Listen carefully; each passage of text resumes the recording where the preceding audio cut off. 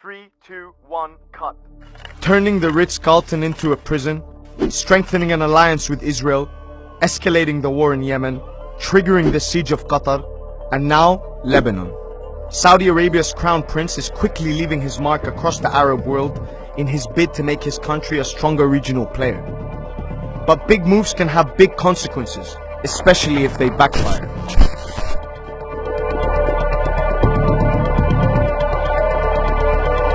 Mohammed bin Salman's war in Yemen isn't going as planned.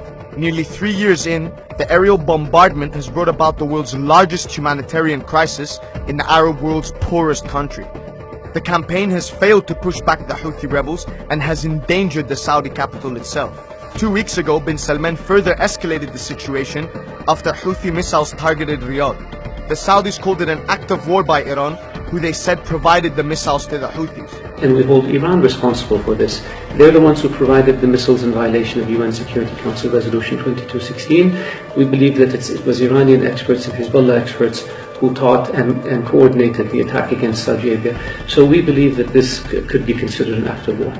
But on Monday, November 23rd, the kingdom announced that it would begin reopening airports and seaports in Yemen. Meanwhile, the war in Yemen hasn't helped the kingdom's image. An outpour of criticism by both media and aid organizations has highlighted the atrocities of the campaign and the role of culprits, including Saudi Arabia's allies like the UK and the US. Yemen isn't the only hole that bin Salman has dug for himself. His interference in Lebanon also seems to be backfiring. On November 4th, Hariri resigned live from Riyadh after being summoned by the kingdom. His surprise resignation was not accepted by the president or the opposition, who blamed bin Salman of overreaching and forcing Hariri to resign. And so the move that was designed to polarize and destabilize Lebanon did the opposite, as the country unified in its desire for Hariri to return home safely. In his last 2 public appearances, Hariri has toned down his criticism of Iran and Hezbollah, giving signs of a potential consensus with Lebanese President Michel Aoun and Hezbollah. So it seems both Lebanon and Yemen were miscalculations on the part of bin Salman, unsuccessfully trying to confront Iranian influence in the region.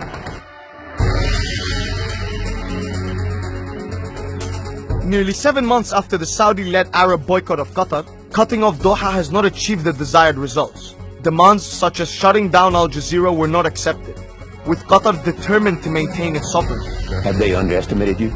I think they underestimated the Qatari people. So you're not going to shut down Al Jazeera? No, we're not going to shut down Al Jazeera. Our sovereignty is a red line.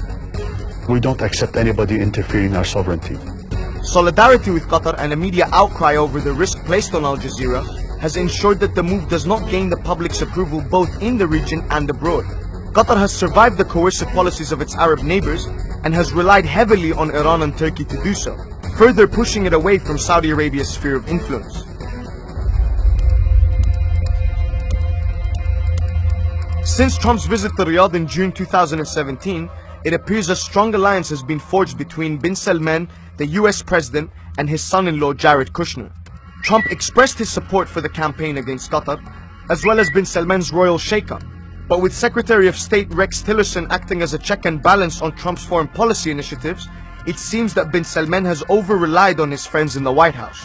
Bin Salman has also warmed up to Israel, with both countries finding a lot of common ground in countering Iran, Hezbollah, Hamas, Qatar, and Al Jazeera. However, normalizing relations with Tel Aviv can, for one, delegitimize Saudi Arabia's position as a leader of the Arab and Muslim world, especially with the ongoing Israeli occupation and human rights abuses committed against Palestinians. It used to be said if you make peace with the Palestinians, you'll make peace with the rest of the Arab world. It may equally be the other way around. I think you actually have to bootstrap both. Meanwhile, reports have suggested that bin Salman has pressured Palestinian leader Mahmoud Abbas to accept Trump and Kushner's peace plan, a matter which doesn't seem to be going as planned, with Palestinian officials announcing on Tuesday that they had suspended meetings with the US, following a quarrel with the Trump administration over the future of their representative office in Washington.